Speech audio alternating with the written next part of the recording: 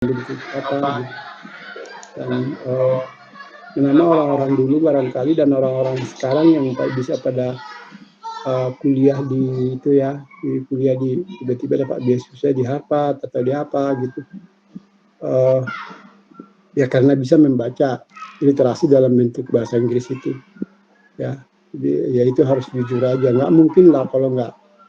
Makanya banyak yang sekolah-sekolah di luar negeri, di Amerika, di Australia, di mana banyak kan anak-anak keluarga Cina yang pedagang punya duit ya, dan memang bahasa Inggrisnya bagus, soalnya sekolahnya di Penabur, di apa, di apalagi gitu kayak gitu-gitu, memang udah terbiasa berbahasa Inggris. Orang SD aja udah bisa ngomongnya, nanti ya udah bisa bacanya gitu kayak gitu. Itu yang sebenarnya. Nah, kalau untuk kita sih hal-hal yang sebenarnya termasuk sederhana, hal-hal yang berkaitan dengan mata kuliah itu mestinya kita paham dan kita. Jadi adalah repot ya, kayak kita ini kita menulis, kita mempelajari kolom, tapi kita nggak baca kolom, nah nggak mungkin juga kan. Jadi kayak saya bilang kemarin, kita harus mencium baunya ya. Kalau kita jadi jurnalis, jadi wartawan, kita harus tahu segala persoalan. Ya, datang ke kalangan preman di kawasan kumuh, ada kita harus ke kalangan swasta, kemana-mana kita harus tahu itu, harus datang di situ. Itu namanya yang mencium baunya. Nah ini juga gitu, menulis kolom ya, ya kuncinya seperti saya bilang hanya ada dua cara bisa menulis sesuatu, cerpen, novel, apapun. Ya cara pertamanya adalah jadi pembaca yang baik ya. Tidak pernah baca cerpen terlalu kemudian menulis cerpen. Nah, terus apresiasi perbandingan baik buruknya apa? Itu sama juga ini. Kita belajar kolom tapi nggak pernah baca kolom. Nah, gimana jadinya gitu kayak gitu. Jadi nggak mungkin ya. Jadi saudara-saudara harus mencari, menganalisa itu, dan yang paling penting seperti saya bilang, memahami apa sebenarnya yang menjadi gagasan, saran kolom tersebut. Kalau dari sudut media, ada alasan media itu kenapa memuat.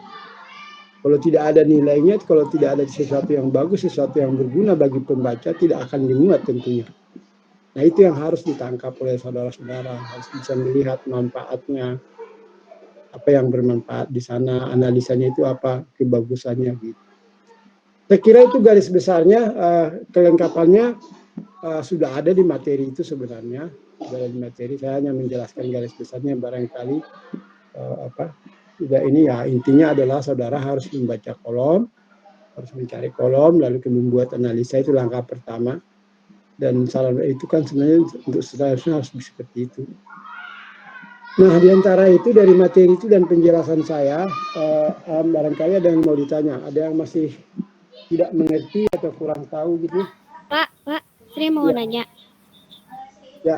Sri itu nemu kolom, tapi di surat kabar Kompas terbitan Desember 2020 itu boleh tidak, Pak? Ya sebenarnya boleh aja, cuman lebih baik kan sebenarnya yang aktualnya masih kita tahu nih. Coba kalau minggu ini atau minggu lalu yang agak banyak jadi pembicaraan, jadi dalam konteks berita ya, jangan bukan viral di media sosial mah gila urusannya kan. Dalam pemberitaan media lah, termasuk televisi memberitakan itu apa, persoalan apa. Nah kalau dekat waktunya kan kita juga punya pendengaran, punya apalah, lebih mudah lah memahami gitu. Ya bisa juga sih, bisa juga. Yang kapanpun berguna aja, kalau dibaca mah berguna aja. Karena apa yang perlu kita perlu kita pahami bagaimana orang menulis kolom, karena pasti tidak sama loh. Itu yang tadi saya bilang, ada syarat-syarat di situ kan bahwa kolom itu ringkas, ya nggak ringkas sama juga. Tapi ya lebih panjang lah dari tajuk, biasanya kayak ini aja ada yang setengah halaman koran. Ya, tapi kalau memang analisanya membutuhkan ya relatif punya pertimbangan kan. Biasanya agak ringkas, maksudnya dalam pengertian tidak bertele-tele, lalu kemudian gaya bahasanya tidak baku, maksudnya ya si A menulis kolom tentu ada punya gaya sendiri, misalnya kolomnis di bidang politik ya ada gayanya sendiri. Ya mungkin ahli lain ada ahli politik lain menulis bahasanya nggak seperti itu. Jadi relatif bebas ya, relatif. Maksudnya tergantung dari gaya bahasa si kolomnis yang bersangkutan. Kolumnis namanya, kalau orang suka menulis kolom di koran disebut kolumnis gitu ya. Kalau suka kalau memang pembuat karikaturis. Nah, gitu. Boleh aja, tapi alangkah lebih baik kalau yang agak baru supaya memahami juga persoalannya gitu. Kalau tahun 2020 udah 2 tahun lalu kan, ya kalau mempelajari struktur ya bisa aja. Kira gitu ya. Baik Pak, terima kasih. Oke, yang lain gimana? Bagus loh nulis kolom nanti kan yang di artikel populer. Nah, di media itu banyak artikel yang struktur dan bentuknya seperti kolom, artikel kolom, tapi dia bukan masuk artikel kolom. Kenapa bukan masuk? Jadi itu tadi, dia tidak menyangkut sesuatu yang mengenai fakta yang menjadi pemberitaan yang aktual dan yang kemudian tidak bergaya dengan kepentingan masyarakat umum, enggak kepentingan seluruh masyarakat Indonesia, misalnya kayak kenaikan BBM atau kelangkaan minyak goreng gitu, tapi persoalan tertentu, misalnya soal kesehatan anak, soal penyakit baru gitu, yang bisa dimuat di media apa, itulah artikel populer. Mungkin ya kalau yang tentang remaja ya di media remaja, dan persoalan remaja juga macam-macam, ada soal psikologi, ada soal pergaulan, ada soal pelajaran di sekolah, ada soal hubungan dengan orang tua, kan gitu. Itulah artikel populer. Ya. Bentuknya sama, membahas sesuatu, tapi makanya selalu kalau artikel kolom cenderung opininya itu adalah opini dari sudut pengetahuannya. Ya. Nah, kalau ini sama juga, ada pengetahuan juga, analisis juga, cuman tapi mungkin ada unsur opininya di sana, ada ya paling tidak di kesimpulan dari misalnya ada data pendukungnya, ada alasannya, lalu kemudian diambil kesimpulan dari situ. Nah itu artikel populer. Misalnya kayak seperti putus asa misalnya, ya kadang-kadang mungkin harus menyebut contoh artis Korea atau artis Jepang yang bunuh diri, padahal sebenarnya dia lagi populer, duitnya banyak. Ya kenapa ya bunuh diri gitu. Lalu membahas soal rasa putus asa, misalnya gitu. Nah, apa opininya? Ada apa kesimpulan akhirnya? Itu. Ya mungkin pembahasannya penyebab orang putus asa adalah begini kehilangan lingkungan sosial, merasa lelah atau capek, tidak ada apa, merasa begini. Nah, itu kan banyak, itu tuh butuh pengetahuan. Lalu kesimpulannya apa? Gitu. Kalau seperti A, mestinya jangan begini. Kalau seperti kalau yang kayak B begitu. Nah itu opininya itu. Sebenarnya opininya ilmu pengetahuan barangkali analisis, tapi ada unsur opini di sana. Itu artikel populer, sama dia, tapi penempatannya jenisnya beda gitu ya. Nah itu banyak sekali bertaburan di berbagai media artikel populer itu. Kalau kolom khusus mengenai masalah-masalah yang menyangkut kepentingan orang luas gitu ya, dan aktual. Oke, ada lagi yang mau bertanya? Itu ya tugasnya, ingat ya, analisis kolomnya. Yang perlu dilihat ini tentang opini, yang perlu dilihat apa sih kesimpulan dari persoalan itu yang dia berikan itu. Kalau kayak tajuk rencana kan ada 4 tuh, menjelaskan berita, mengenai latar belakang, meramalkan akibat-akibat masa depannya akibat dari persoalan tersebut. Ada yang hanya menekankan moral atau sikap tertentu gitu, ada 4 gitu. Nah kalau di kolom ini ya, yang dilihat gagasannya, pandangannya apa, dia mau ngomong apa sih dengan ini, saya kira gitu. Ayo siapa lagi yang mau bertanya? Saya Pak. Siapa? Melan, ayo Melan. Iya, izin bertanya Pak. dalam membuat kolom itu dalam pembuatan bobotnya itu seperti apa ya Pak? Karena kan setiap contoh pembuatan berita aja kan beda bobotnya. Nah, dalam pembuatan kolom ini bobotnya seperti apa Pak? Nah, itulah saya yang susah bilangnya kalau kalian belum baca. Ya bobotnya itu ya tingkat serius sebenarnya. Misalnya yang nulis kolom tentang kalau ada politik itu biasanya ahli politik. Biasanya dokter, ekonom gitu kan. Menteri-menteri kita juga sekarang suka nulis kolom loh di koran mengenai apa menjelaskan latar belakang dari Sri Mulyani menulis kolom loh di apa di apa di Kompas karena tapi Kompas mungkin yang nawarin dia mungkin membuat makalah ceramah diundang oleh misalnya ahli perkumpulan eksportir ini diundang menceritakan lalu dia menceritakan Sri Mulyani menggambarkan bagaimana perubahan yang terjadi soal ekspor impor di dunia bagaimana soal pergeseran keuangan gitu ya yang terjadi akhir-akhir ini terus kemudian lalu mestinya kita bagaimana gitu. Nah seperti kolom jadinya ya dimuat sama Kompas mungkin diminta ya atau Sri Mulyani yang menawarkan. Jadi bobotnya itu adalah bahwa opini itu memberikan sesuatu tentang persoalan tersebut ya itu bobotnya. Kita harus punya kemampuan ya barangkali ya makanya saya bilang juga waktu awal juga saya bilang sebenarnya tajuk rencana ya itu kan mau direkam atau apa ya memang kita belum waktunya menulis tajuk rencana tapi kita harus mencoba gitu ya karena apa di koran di media sana pun yang menulis tajuk rencana itu juga bos-bos yang punya yang senior banyak tapi senior bukan semua enggak senior juga nulis itu orang-orang tertentu yang bahkan mungkin langsung tender. Nah itu juga kolom yang menulis kolom biasanya orang-orang yang punya pengetahuan tapi bukan berarti harus dokter juga teman-teman juga dulu banyak yang menulis misalnya tentang masalah buku misalnya Hari Perbukuan Nasional lalu kemudian dia mengetahui informasi persoalan perbukuan terakhir dia nulis kolom tentang buku kan nggak harus dokter juga kan orang nggak harus dokter juga dia karyawan penerbitan gitu kayak apa ada Hari Masyarakat Internasional adat internasional gitu indigenous people gitu ya. Nah kawan ini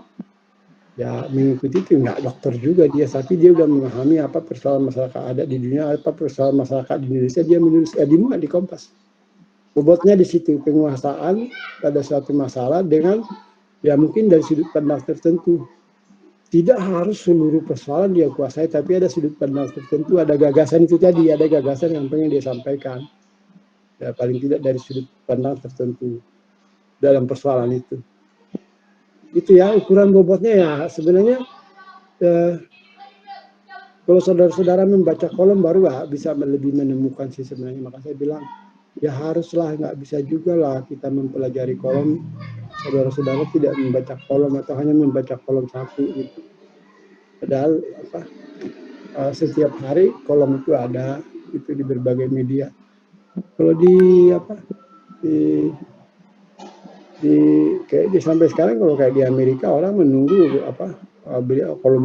kolom dari penulis kolomnis tertentu yang memang ini ya, mereka lebih percaya itu daripada menterinya mereka lebih percaya ekonomi yang suka menulis koran daripada menteri ekonominya ya bisa jadi karena menteri kan pejabat ada aturan-aturan birokrasi kan gitu ada tidak semua hal juga dia ceritakan. Nah kalau menulis kolom kan ya nggak ada yang perlu dia jaga, dia memberitahu apa yang dia tahu, menyarankan apa yang harus dia sarankan menurut pemahaman dia itu. Ukurannya luas, ya itu tadi gantungannya ya tentu kalau misalnya tidak ada sesuatu yang penting, tidak ada yang berguna bagi orang banyak, atau datanya diragukan, ya tentu kan redaktur opini di media itu tidak akan memuat kan. Jadi harus ada bobot juga memang, harus ada bobot juga. Ya kira gitu ya Melan ya. Saya susah menjelaskannya, saudara harus baca juga. Gitu. Iya tadi di sana juga ada beberapa kutipan tentang bobot Pak, cuman Mungkin penjelasan lebih rincinya Bapak tadi sudah jelaskan juga. Nah Pak, satu lagi Pak, boleh nggak Pak bertanya Pak? Boleh, silakan. Ya, di sini kan ada sebagai tulisan yang bergaya lebih bebas dan personal. Maksudnya ini personal seperti apa ya Pak? Personal itu karena orang-orang ini kan orang-orang luar, orang-orang bebas nih.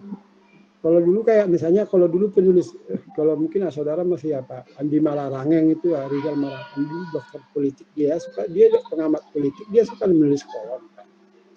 Tapi kan selain dia kan ada juga penulis kolom yang lainnya, bahasanya ya tergantung, beda-beda mereka kan.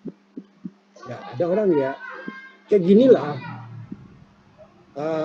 Saya nggak tahu apakah kalian main Facebook apa enggak, pasti sih TikTok, Instagram kan. Saya misalnya menulis di Facebook, saya biasanya menulis ya selalu menulis dengan tidak pendek, ya, karena membicarakan sesuatu dengan gaya esai. Misalnya. Nah, misalnya Pak Pauji nulis atau Pak Arif nulis hal yang sama, pasti tidak sama kan? Beda gaya bahasanya kan, itu maksudnya bebas, itu personality itu. Jadi bahasanya ya ada orang yang berbahasa memang agak formal gitu, kalimatnya panjang, karena itu sehingga tidak memungkinkan untuk Indonesia melakukan ini karena begini-begini formal itu. Tapi ada juga yang lebih lincah bahasanya. Bahkan ada yang juga yang bergaya banyak humornya ada. Itu maksudnya bebas begitu. Jadi tidak ada bab. Maksudnya kalau nulis di Kompas harus begini bahasanya, enggak seperti itu juga. Tapi bahasa Indonesia ya tentu ya tetap aja. Ada berbagai gaya orang, bukan berarti menyalahi bahasa. Tetap strukturnya subjek, predikat, objek, sama-sama benar, tapi beda gayanya. Nah itu, yang itu harus bisa pahami kalau membedakan seperti tadi. Membedakan saya menulis seperti apa, Pak Pauji menulis seperti apa. Gitu. Pernah melakukan, ada kalian yang berteman dengan saya di Facebook? Nggak ada ya? Nggak ada paling. Nah itu. Oh ya, kemarin saya menulis tentang men-share ulang tulisan tahun lalu tentang latihan menulis reportase. Coba kalau kalian bertemu saya melihat itu. Saya membuat contoh itu kan sebenarnya karena banyak orang nanya, orang-orang teman Facebook nanya, ulang kalau abang kalau nulis kayaknya enak aja bacanya gitu. Nah, terus saya contohkan satu momen yang saya lihat dalam waktu 10 menit di sebuah bandara di sisi langit ketika saya baru turun dari pesawat.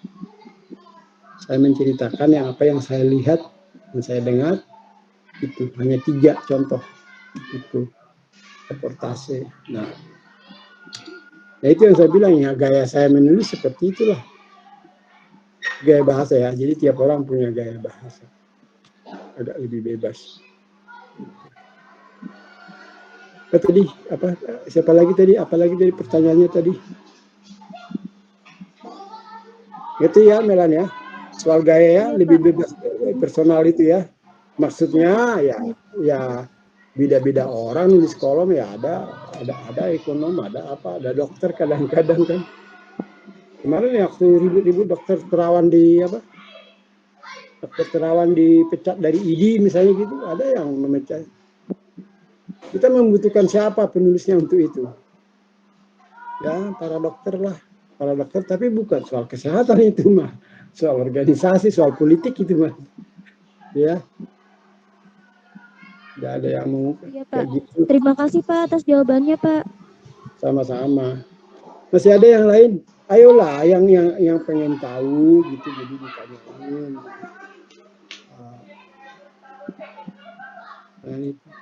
Kita ini online, tapi offline juga suka begitu kan. Kalau kita menjelaskan banyak desas-desus atau bisik-bisik kedengaran kok, itu kedengaran gitu. Tapi tiba-tiba sesudah itu kita sudah merasa selesai menjelaskan satu tahap, kita bilang sampai di situ saudara ada yang mau bertanya, desas-desus hilang, kelas akan sunyi seperti kuburan gitu. Itu fakta kayak gitu-gitu pengalaman kita gitu. Nah kalau di belajar online seperti ini kita tidak tahu, kita tidak kenal murid kita. bersembunyi di balik layar komputer kita gitu. Dalam kelas juga begitu. Kalau di luar negeri saya udah seru kita ini pada nanya gitu. Oh, kalau gini kayak saya baca di sini begini bahwa kayak gini ya. Memang mereka belajar gitu, anak sekolah lanjutan, anak SD aja begitu. Mereka biasa kritis, itu yang membuat. Nah, kalau saudara diam-diam aja. Ya iyalah pendidikan kita begini. Nah, jangan bosan, saya memberitahu aja. Saya harap maklum, saya praktisi. Jadi saya sudut pandang praktek, sudut pandang materi yang sesuai mata kuliahnya, materinya. Ya, tahu nanti kalau udah para praktisi pada udah nggak ada, ya nggak ngerti. Ya ada 4 dosen baru di jurusan penerbitan. Masih muda-muda, S2 semua. Ya saya nggak tahu mereka ngajar apa, tapi bagaimana mereka mengajarkan perbedaan-perbedaan itu nanti ya mungkin mudah-mudahan jurusan akan beradaptasi lah. Tinggal kalian sekarang ayo, yang ada yang mau bertanya nggak? Kalau nggak ada, udah hampir jam 2 lewat, hampir setengah 3 aku belum makan. Kalian udah pada makan belum? Belum, Pak. Belum, Pak. Hah? Belum makan siang? Makan siang maksudnya, makan pagi. Nggak makan pagi-pagi, sarapan doang. Ya apa? Makan kue atau apa? Oke. Nggak ada yang mau bertanya? Ya udah, jangan lupa minggu depan itu ada tugas menganalisa kolom ya. Kalau bisa sih nyari lah, jangan cuma 1 kolom. Jadi paham. Repot juga ya kalau kolom dalam hafalan, dalam hanya teori tapi tidak tahu ininya kan. Itu kan sama dengan STM jurusan sastra kan. Jadi hanya ada STM tapi tidak ada bengkel lab prakteknya ya. Gimana ya caranya? Kalau melas begini, kalau besi segini, dikasih begini, listriknya segini gitu, tapi nggak pernah megang gitu kan. Itu STM sastra saya kira dia. Karena hanya dia sekolah teknik yang hanya dalam kata-kata gitu ya. Nggak pernah megang alat lasnya, nggak pernah lihat besinya, nggak pernah motong besinya, nggak pernah lihat solder. Nah itu STM sastra. Jadi saudara jangan itu ya, jurnalistik jurnalistik sastra juga. Jurnalistik sastra beda. Jurnalis sastrawi ada lagi. Ya. Harus juga jangan terlalu polos-polos lah gitu. Nanti semester depan saudara-saudara itu praktek industri diuji bisa apa gitu. Apa yang biasa itu ya, apa yang dipelajari dalam 4 semester ketika praktek industri akan menemui dunia nyata gitu ya, baru ketahuan di situ. Tentu ada di sana unsur selingkung ya. Anda praktek industri di grup Kompas tentu berbeda dengan di grup MTek gitu ya, tergantung saudara ditempatkan di mana. Anda saudara praktek industri di Liputan 6 di channel yang berbeda ya, mungkin senior yang membimbing beda kan. Pasti ada kesamaan, kalau sama-sama di Liputan 6 ada kesamaan pasti. Tapi pembimbingnya beda, pasti ada perbedaan juga gitu. Kayak gitu nanti saudara akan melihat ini. Dan saya nggak tahu bagaimana solusi tahun kemarin agak kelampungan itu. Menurut regulasi kampusnya si Merdeka Sinar di Makarim itu bahwa praktek itu minimal 20 SKS. Padahal kita praktek industrinya semester 5 kan. Nggak mungkin mengejar. Tahun kemarin selain praktek industri dibikin ada 5 kuliah gitu. Wah gila berat. 5 kuliah lain yang kuliahnya itu dianggap atau agak disesuaikan supaya itu seolah-olah praktek. Nggak nyampe juga 20 SKS. Nah sekarang yang gila regulasinya, peraturannya atau gimana gitu loh. Banyak. Jadi jangan mengira cuman saudara yang punya kesulitan. Kampus pun, dosennya pun punya kesulitan. Bagaimana caranya ini? Itu gambaran aja buat saudara nanti yang saudara hadapi di semester 5 kemungkinan seperti tahun kemarin. Selain praktek industri ada 5 lagi mata kuliah juga yang harus kuliah juga gitu. Kalau kuliahnya ringan mungkin nggak apa-apa lah. Ada kuliah yang ringan nggak sih? Kuliah yang berat apa? Kalian yang merasa berat kuliah apa? Nggak ada. Kuliah yang menyenangkan mestinya bahasa Indonesia jurnalistik, tapi mestinya menyenangkan dan sangat penting. Mestinya menyenangkan. Suka dasar yang harus kita miliki. Tapi perlu pengajar yang bagus sekali. Itu dasarnya. Basicnya ilmu jurnalistik adalah ilmu bahasa. Dia masuk dalam himpun bahasa ketika menjadi terapan. Di kelompok ilmu ketika sains murni, dia masuk ilmu komunikasi. Ketika terapan dia masuk ilmu bahasa. Penggolongannya begitu. Karena tidak Indonesia nih, Inggris juga tidak ada jurnalistik kalau bahasanya tidak baik, kalau tidak ada bahasa. Bagaimana menulis picture kalau nggak bisa menulis bahasa dengan baik? Kayak gitu. Bagaimana menulis berita kalau nggak tahu bahasa yang baik? Itu maksudnya. Nggak terlalu susah kok. Oke, udah nggak ada pertanyaan? Kalau gitu sampai di sini, ingat usahakanlah membaca kolom supaya artikel kolom supaya saudara-saudara memahami ya.